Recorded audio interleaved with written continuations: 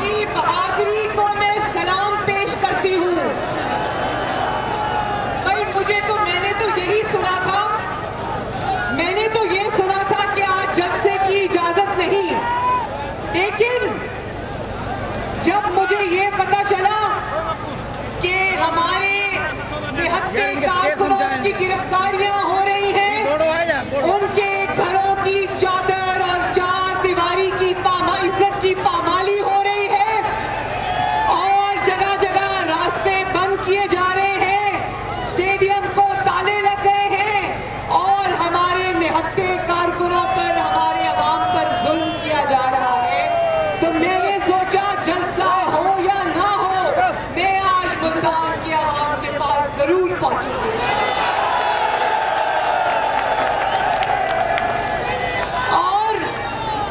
और जब मैं मुल्तान पहुंची, मुल्तान के मेरे भाइयों बुजुर्गों बहादुरों, जब मैं मुल्तान पहुंची तो अभी मैं मुल्तान में एंटर नहीं हुई और मुल्तान में जलसे का आगाज हो चुका था। तुमने एक जलसा गाह बंद की, मुल्तान की गली गली, सड़क और हर मोहल्ले में आज जलसा हुआ है। तो मुल्तान वालों शाबाश, तुमने आज इमरान खान को भगा दिया है, मार मार के भगा दिया है। और वो कहते हैं ना, अभी तो मैं मुल्तान आई हूं, जेड़े वेले मुंह साडा मुल्तान आए पासे हाई ना ते कम दे पेन हैं, जेड़े वेले मुंह साडा इस्लामाबाद थेसी तोड़ा की थेसी।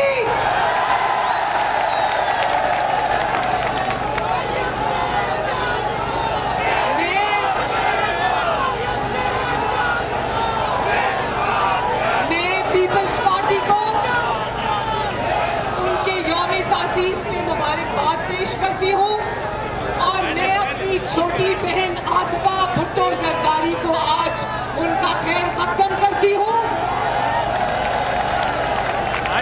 और मैं मुल्तान के अवाम को ये बता देना चाहती हूँ कि जब घर पर मुश्किल आए तो बेटियां, बहुएं, माएं निकलती हैं और जब हमारे मुल्क पर 22 करोड़ अवाम पर मुश्किल आती है तो पाकिस्तान की ये बेटियां अवाम की बेटी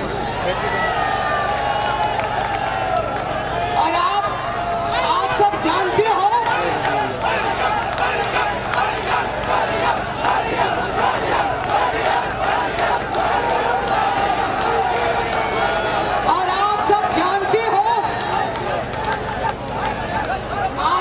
हो ना कि नवाज शरीफ पर आज फिर नवाज शरीफ पर मुश्किल वक्त है। शरीफ फैमिली के ऊपर एक और क़यामत टूटी है। मुझ पर, शहबाज शरीफ पर, नवाज शरीफ पर मुश्किल वक्त है। नवाज शरीफ की माँ अल्लाह ताला को प्यारी हो गई और नवाज शरीफ साहब ने मुझे टेलीफोन पे कहा कि अपने दुखों को घर छोड़कर जाना, क्योंकि हमारे दुख, अवाम के जो दुख है, पाकिस्तान के 22 करोड़ अवाम के जो दुख है, हम उसके लिए निकले। हमारा दुख छोटा है, उनके दुख बहुत बड़े हैं।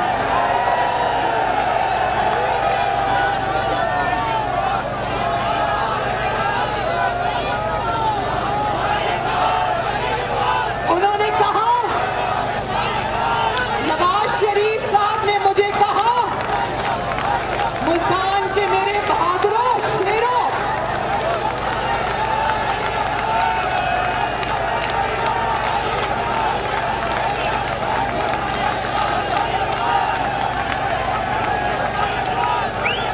नवाज शरीफ साहब ने मुझे कहा कि मुल्तान के अवाम के पास जाना मगर अपने दुखों का जिक्र मत करना। और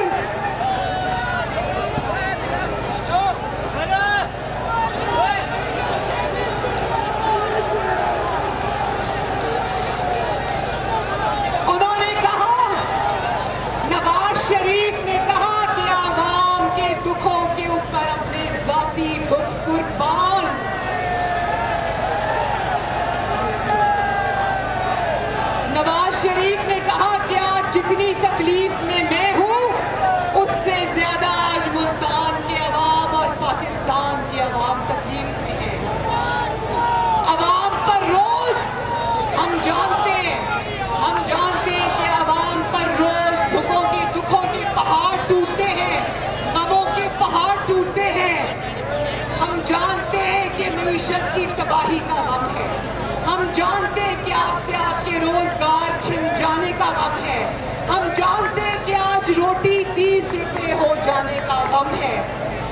जानते हैं कि आज कारोबारों को ताला लग जाने का गम है।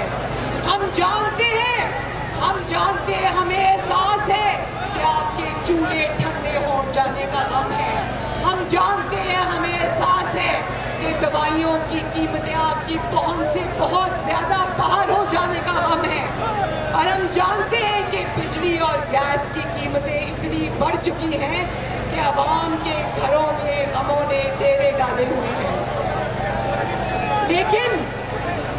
लेकिन मैं दो बातें करना चाहती हूँ। और मैं अल्लाह की कसम खाकर कहती हूँ कि उन दो बातों का मेरे जाती गमों से कोई ताल्लुक नहीं। दो बातें करना चाहती हूँ। कहते हैं ना मुल्तान वालों, आप इज्जत वाले लोग हो, आप गैरत वाले लोग हो। ये कहते हैं ना कि अगर अल्लाह ताला दुश्मन भी किसी को दे तो ज़र्फ पाना दे। हमारा अलमिया ये है कि हमें दुश्मन भी मिला तो कम ज़र्फ मिला। मेरी दादी का जब इंतकाल हुआ तो मैं पेशावर के जलसे में बैठी हुई थी और वहां पर फोन सर्विसेज बिल्कुल बंद थी। मेरी दादी के इंतकाल को 2.5 घंटे का अरसा गुजर गया और ये जाली हुकूमत जानती थी कि मुझे इत्तला नहीं पहुंची अपनी दादी की मौत की, लेकिन इनको तौफीक नहीं हुई कि ये इत्तला मुझे पहुंचाते थे। मेरे वालिद मेरे भाई बहन लंदन से और मेरे बच्चे लाहौर से मुझे पागलों की तरह फोन करते रहे, लेकिन क्योंकि फोन सर्विसेज बंद थी वो इत्तला मुझ तक नहीं पहुंच सकी। और फिर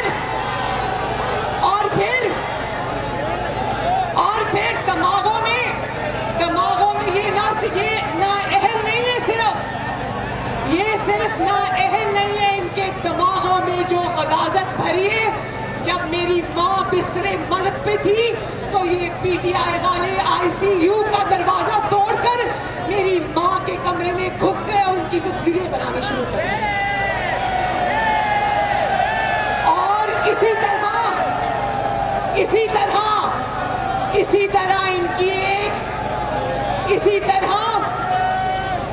तरह इनकी एक खातून वजीर, जिसने एक बात की, उसने कहा कि अपनी माँ की लाश जो है वो पार्सल कर दी पाकिस्तान में। तो मैं ये बताना चाहती हूँ कि नवाज शरीफ जैसा फर्मा बरदार बेटा मुझे पहले पूरे पाकिस्तान में ढूंढ के तो ला कर दो। आप लोग जानते हो मुल्तान वालों, मैं आपको एक दिल की बात बताऊं, जिस वक्त मेरी दादी आखिरी सांस ले रही थी तो वो मेरे वालिद की गोद में थी और मेरे वालिद को दुआएं देती वो इस दुनिया से रुखसत हो गई। मेरे वालिद वहां लंदन में काउंटी क्रिकेट में ही खेल रहे थे जो मरती हुई मां के पास ना आते। और दूसरी बात जो मैं करना चाहती हूँ वो ये है कि जुल्फिकार अली भुट्टो फांसी चढ़ जाता है और उसकी फांसी के बाद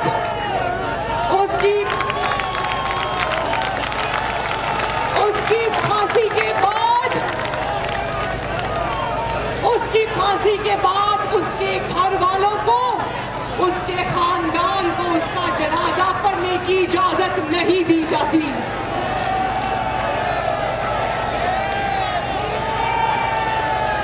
और उनको जल्दी दफनाने की जाती है। और इसी तरह बलोचिस्तान में अकबर बुक्ती को एक गार में घुस के मारा जाता है, कत्ल किया जाता है और उसके घर वालों को उसका जनाजा पढ़ने की इजाजत नहीं दी जाती। इसी तरह इस मुल्क में पाकिस्तान की पहली खातून वजीर आजम मोहतरमा शहीद किया जाता है और उनके कातिलों को मुल्क से बाहर फरार करा दिया जाता है और एक और मुल्क का मुंतखब वजीर आजम मैं इस बात की, मुल्तान के भाइयों, मैं इस बात की गवाह हूं कि जब जिला वतनी के दौर में मेरे दादा का इंतकाल हुआ तो वहां से मेरे वालिद को यहाँ पाकिस्तान आके जनाजा पढ़ने की इजाजत नहीं दी गई। मेरे वालिद को अपने वालिद की, जिसका वो बहुत ताबेदार बेटा था, उसको रहद में उतारने की इजाजत नहीं दी गई। जब मेरी माँ वहां पर जान दे रही थी तो उसका 50 साला रफीक यहाँ पर जेल काट रहा था और आज जब वो बीमार है, उसकी माँ का इंतकाल हो गया है, तो आज भी वो अपनी माँ को लहद में उतारने पाकिस्तान नहीं आ सका। तो क्या ये अपने जाती दुखों की बात नहीं है? बात ये है कि हमेशा ये सलूक अवाम के मुंतखब नुमाइंदों के साथ क्यों किया जाता है? मुझे जवाब दो मुल्तान वालों, हमेशा आपके मुंतखब नुमाइंदों के साथ ये सलूक क्यों किया जाता है? और दूसरी तरफ 10-10, 20-20 साल बंदूकों के जोर पे हुकूमतें की जाती हैं, आइन को तोड़ा जाता है, पाकिस्तान के अवाम के ऊपर मजालिम ढाए जाते हैं। लेकिन क्या, मुझे बताओ, क्या मुशर्रफ को एक दिन भी जेल में रख सका कोई? मुल्तान वालों हाथ उठा के बताओ, क्या कोई भी किसी ने देखा कि मुशर्रफ को एक दिन भी जेल हुई हो? ना सिर्फ ये कि उसको जेल नहीं हुई, बल्कि उसको रातों रात पाकिस्तान से फरार कराकर लंदन पहुंचा दिया गया। और किसी अदालत में इतनी जुर्रत है कि मुशर्रफ को खींच के पाकिस्तान वापस लेकर आए? बोलो, किसी अदालत में इतनी जुर्रत है? तो ये सवाल मैं आज मुल्तान के अपने गयूर अवाम के पास छोड़कर जा रही हूँ कि हमेशा ये सलूक आपके मुंतखब नुमाइंदों के साथ क्यों होता है? क्या कसूर था यूसुफ रजा गिलानी का, कासिम गिलानी का, हैदर गिलानी का?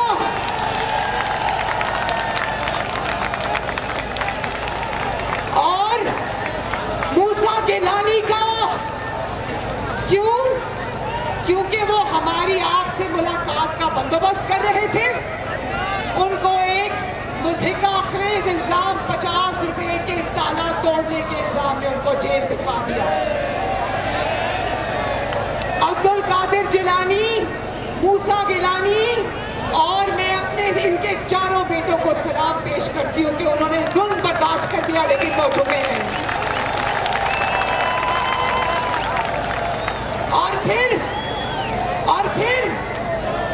फिर गयूर अवाम, मुल्तान के गयूर अवाम ये इतना बुज़दिल है कि अब कोरोना के पीछे छुप रहा है। मुझे समझ आ रही है कि ये कोरोना नहीं है, ये हुकूमत जाने का रोना है।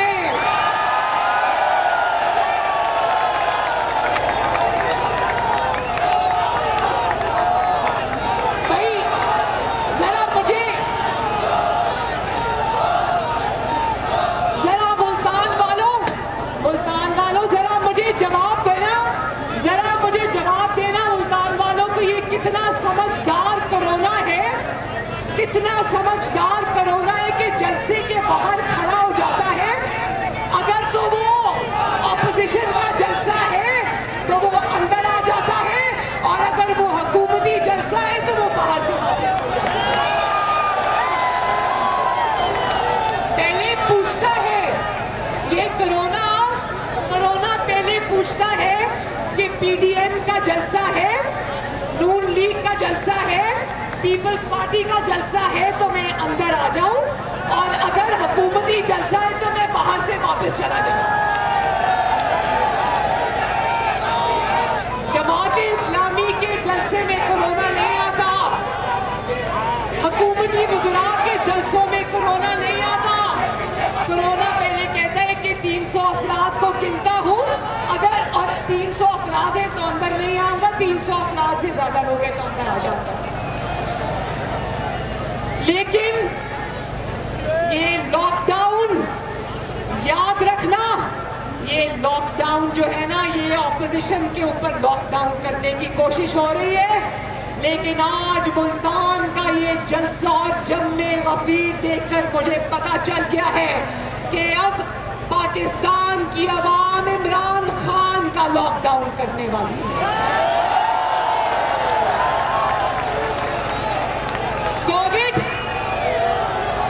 कोविड 18 से पहले कोविड 19 से पहले कोविड 18 को घर भेजना बहुत जरूरी है। कोविड 18 जिसका नाम इमरान खान है, वो कोविड 18 जब घर चला जाएगा तो कोविड 19 भी घर चला जाएगा इंशाअल्लाह। और एक बात, एक सेकेंड देखो, कोरोना समेत पाकिस्तान को लगने वाले वायरस, महंगाई का वायरस, बेरोजगारी का वायरस, ना कानूनियत का वायरस, ना लायकी का वायरस, ना अहली का वायरस के इलाज के लिए जरूरी है कि इस मुहलक और खतरनाक तरीन वायरस का इलाज किया जाए। और जो इस वक्त 22 करोड़ अवाम के ऊपर मुसल्लत है, जरा कोरोना वायरस के पीछे छुपने वालों, जवाब दो, मुल्क की मईशत को कौन सा वायरस लगा है? मुल्क की तरक्की को कौन सा वायरस लगा है? अवाम के रोजगार को कौन सा वायरस लगा है? निजाम अदल को कौन सा वायरस लगा है? गंदुम की चोरी को कौन सा वायरस लगा है? चीनी की चोरी को कौन सा वायरस लगा है? महंगाई को कौन सा वायरस लगा है? मैं जानती हूं मुल्तान वालों के उस वायरस का नाम मुल्तान की आवाम जानती है। जरा बताओ, जो जरा एक मिनट, एक आवाज में मुझे बताना कि मुल्क को जो वायरस लग गया है उसका नाम क्या है? आवाज नहीं आई, फिर से बताएं।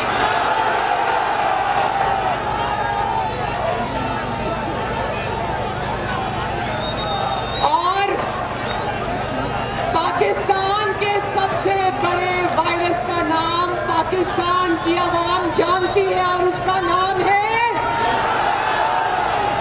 इमरान खान।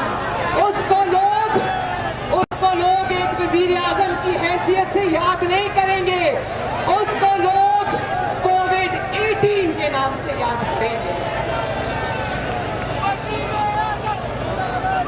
और ये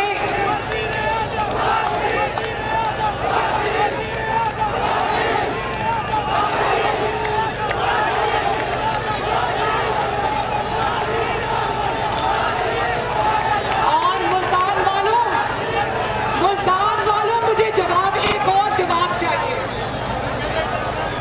मुल्तान वालों मुझे एक और जवाब चाहिए, और वो जवाब दो मुझे, ये वही है ना, ये इमरान खान वही है ना जिसने आपसे जनूबी पंजाब का वादा किया था?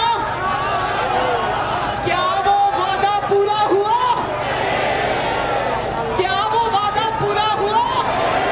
क्या जनूबी पंजाब का वादा पूरा हुआ? वो जो पहाड़ी के ऊपर लोग बैठे, मुझे बताएं, क्या जनूबी पंजाब का वादा पूरा हुआ? अब जो मेरी लेफ्ट हैंड साइड पे, वो बताएं, क्या जनूबी पंजाब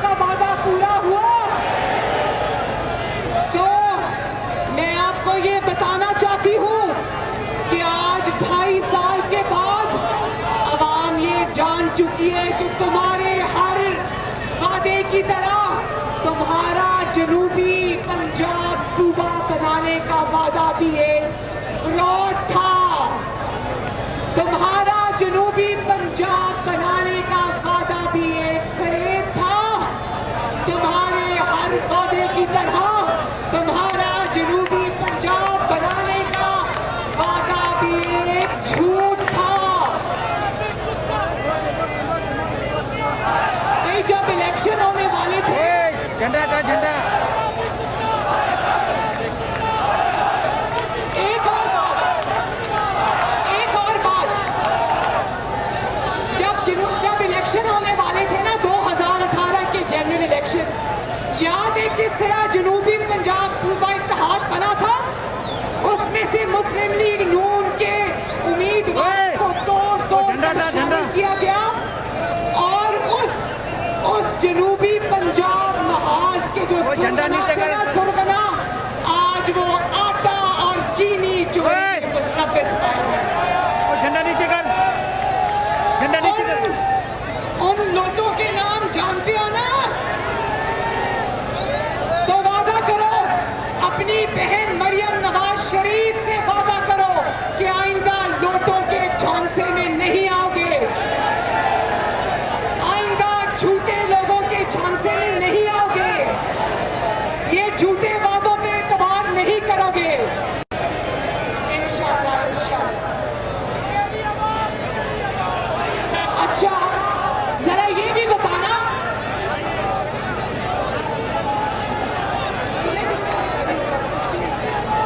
अच्छा एक बात और बताना, आपकी मुल्तान की रैपिड बस कैसी चल रही है?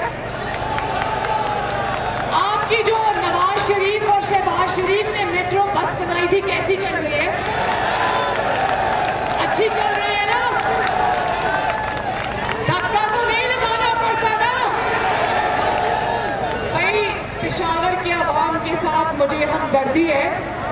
पहले कहता था मेट्रो बस कभी नहीं बनाऊंगा, जंगला बस कहता था, फिर पूरी अवाम ने देखा कि ना सिर्फ उसने थूक कर चाटा, मेट्रो बस बनी। भाई वो बस चल कम रही है, जल ज्यादा रही है। और 10 रुपए की टिकट का वादा करने वाला 250 रुपए की टिकट दे रहा है और लोगों को कहता है कि उतरो और पेशावर की मेट्रो बस को धक्के लगाओ। मुझे तो रोज ये डर लगा रहता है कि खुदा न खास्ता पेशावर में कोई हादसा ना हो जाए। मैं रोज दुआ करती हूँ कि पेशावर के अवाम को अल्लाह ताला पीटीआई की हुकूमत से महफूज रखे, लेकिन यही दुआ मुल्तान वालों में आपके लिए भी करती हूँ और यही दुआ मैं पूरे पाकिस्तान की 22 करोड़ अवाम के लिए भी करती हूँ, क्योंकि वही अनाड़ी पाकिस्तान की ड्राइविंग सीट पर बैठा है। वही अनाड़ी और नालायक और नाअहल पाकिस्तान की बस चला रहा है। और सब सिलेक्टर्स, सब तो नहीं, 2 सिलेक्टर्स, दो सिलेक्टर्स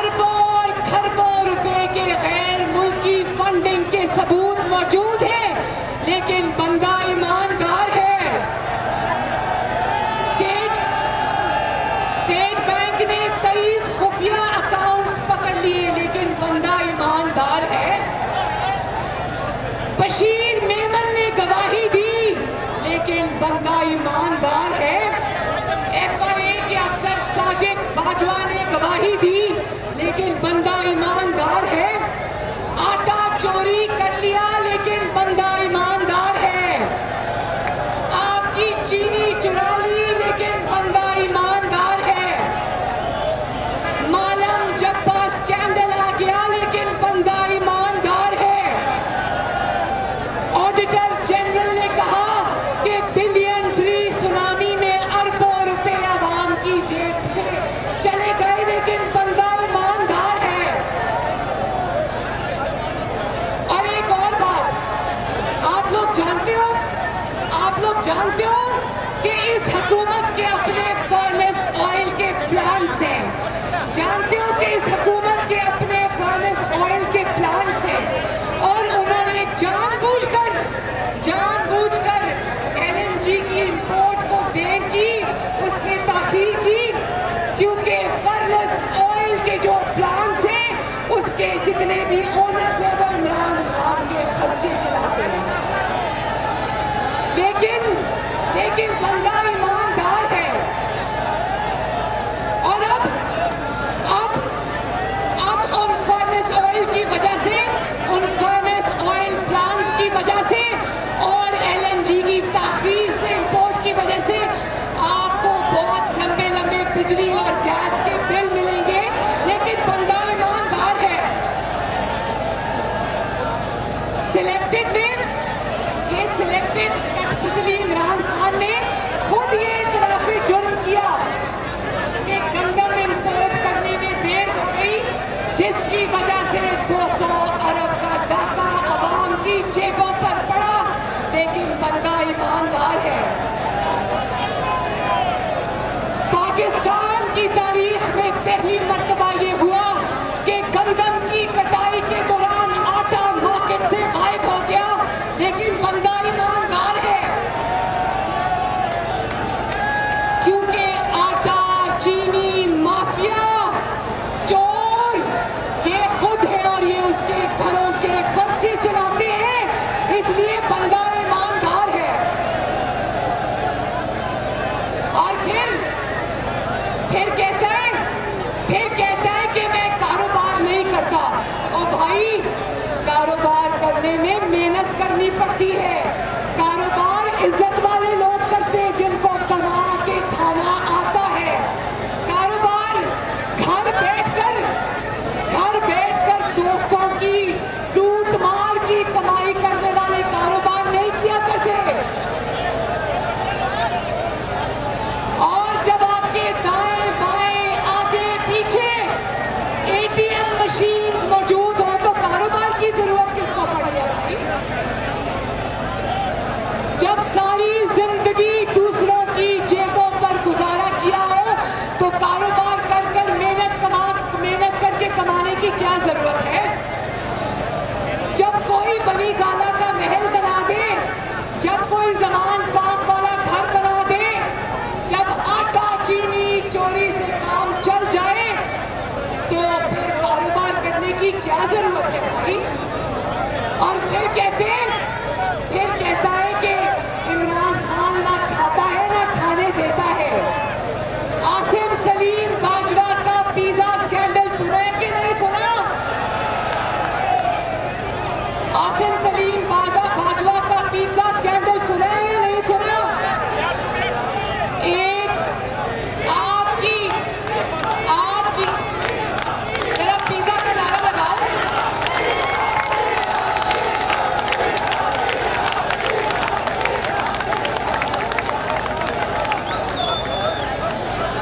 वो जो सरकारी मुलाजिम जो आपके टैक्स से पैसे और तनख्वाह लेता था, उसने अचानक अरबों रुपए के असासे बना लिए, और वो जब इस्तीफा देने आया तो उसको कहते हैं नहीं, तुमने इस्तीफा नहीं देना क्योंकि तुम्हारी जरूरत है मुझे, तुमसे मुझे मतलब।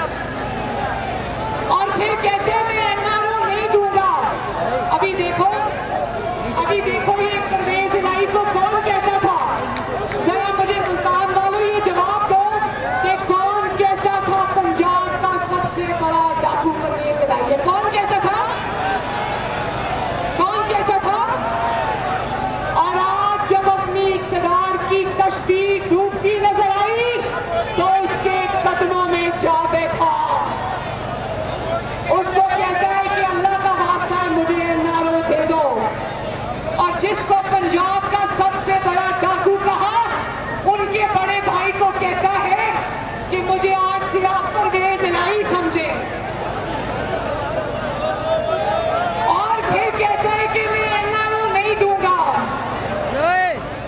झंडा नीचे कर।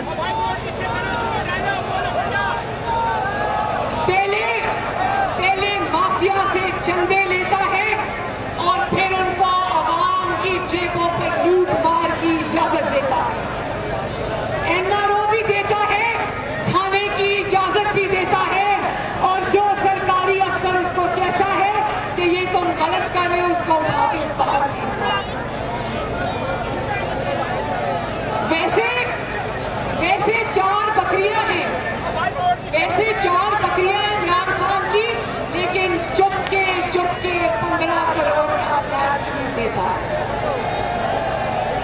लेकिन खाता है ना खाने देता है। मास्क चोरी, जब कोविड-19 आया तो मास्क की डिमांड बढ़ी, इनके लोगों ने मास्क गायब कर दिए मार्केट से और फिर महंगे करके वापस बेचने की कोशिश की, और उन्हीं को अपना वजीर और मुशीर बना दिया। जब उनसे पूछा गया तो उन्होंने कहा कि हमें इमरान खान ने ये करने को कहा था। ना खाता है ना खाने देता है। और अब 1 मिनट, अब एक बहुत जरूरी बात है, वो आपके लिए भी उतनी जरूरी है, मेरे लिए भी उतनी जरूरी है।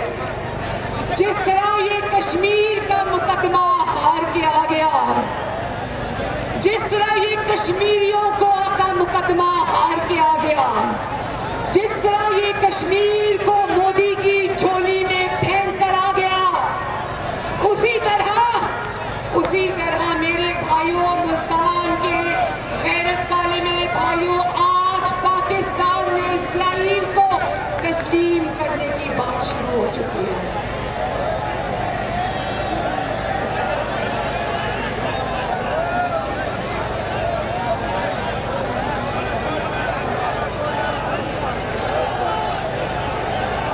मुल्तान की आवाम ये पूछती है, मुल्तान की आवाम इमरान खान से पूछती है कि पाकिस्तान में अचानक इस्राइल की हिमायत की तहरीक कैसे चलना शुरू हो गई?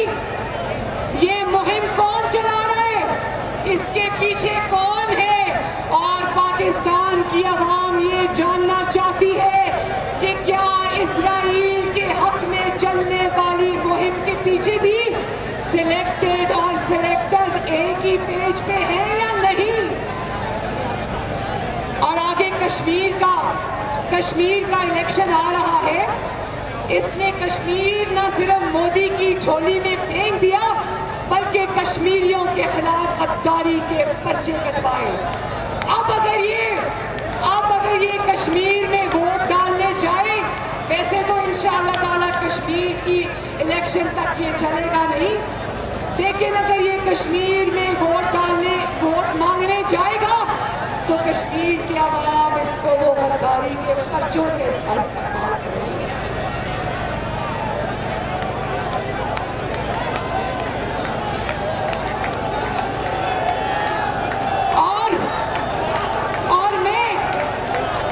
और मैं मुल्तान के अवाम के साथ मिलकर, मुल्तान के अवाम के साथ मिलकर आज हम सुप्रीम कोर्ट ऑफ पाकिस्तान और इलेक्शन कमीशन ऑफ पाकिस्तान को ये रिक्वेस्ट करते हैं कि इस चीज पे तवज्जो दो कि 6 साल से ये फॉरेन फंडिंग के मुकदमे के ऊपर सांप बनकर क्यों बैठा है। अवाम को बता दो,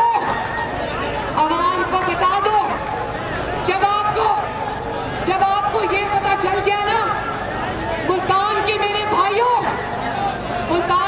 भाइयों, जब आपको ये पता चल गया कि ये फॉरेन फंड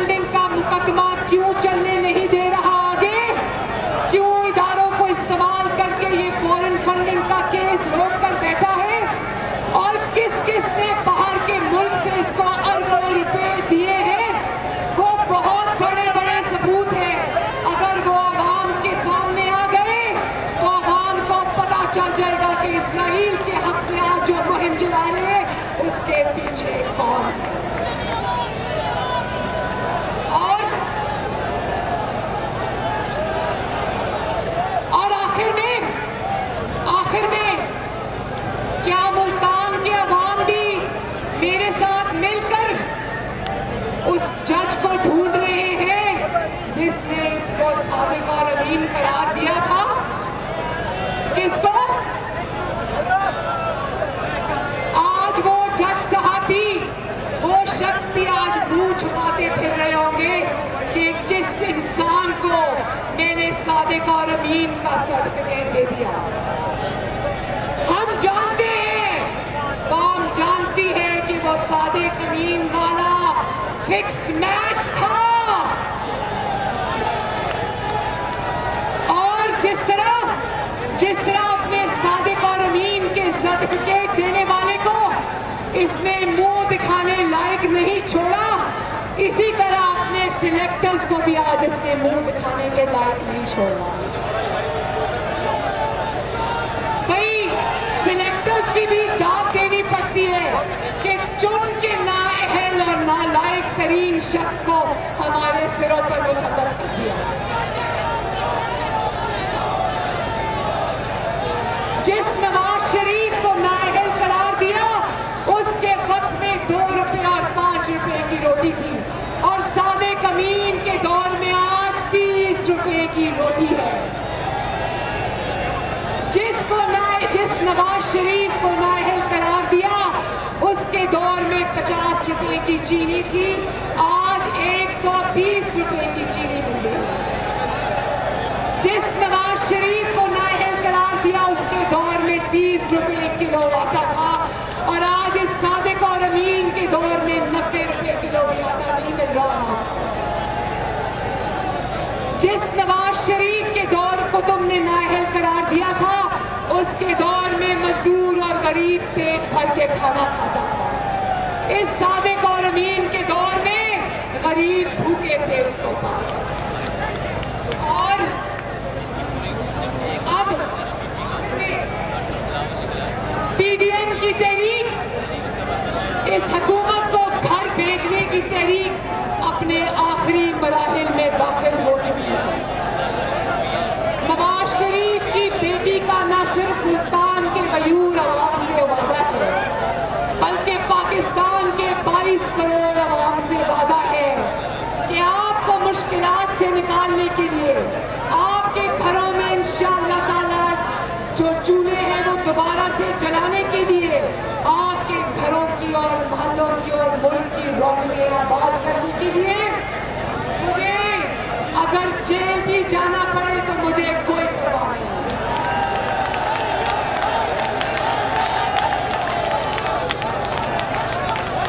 ये जेलों में जाना, बेगुनाह जेलें काटना और डेथ सेल्स में सजाए मौत की चक्कियों में रहकर आना एक हकीर सा नजराना है जो मैं आपके कदमों में पेश करती हूँ। इससे पहले कि पीडीएम पाकिस्तान डेमोक्रेटिक मूवमेंट अपने अगले लाहे अमल का ऐलान करे, इससे पहले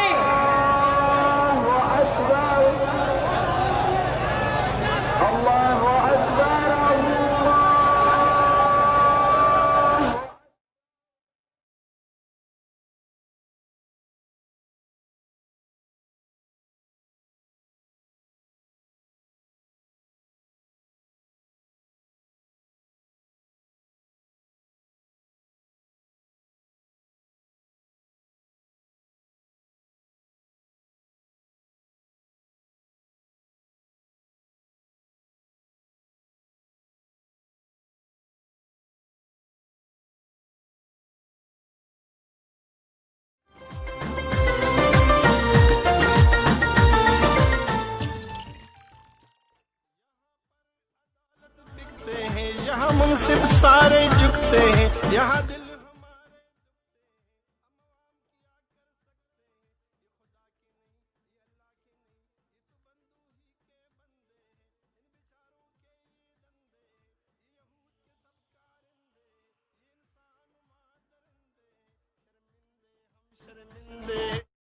ये माइक तो चल रहा है भाई।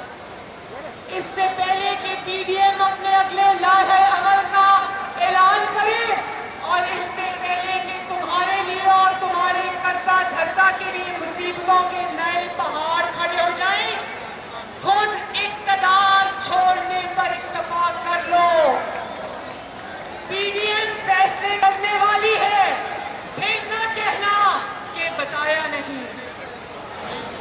मरियम नवाज शरीफ आज आपको खबरदार कर रही है, फिर न कहना कि बताया नहीं। मुल्तान के अवाम जिंदाबाद, मुल्तान के गयूर अवाम जिंदाबाद, नवाज शरीफ जिंदाबाद, पाकिस्तान डेमोक्रेटिक मूवमेंट जिंदाबाद, पाकिस्तान जिंदाबाद। अल्लाह ताला आपका हामी और नासिर हो, अल्लाह ताला आपको खुश और आबाद रखे, जीते रहो, हंसते रहो, बसते रहो।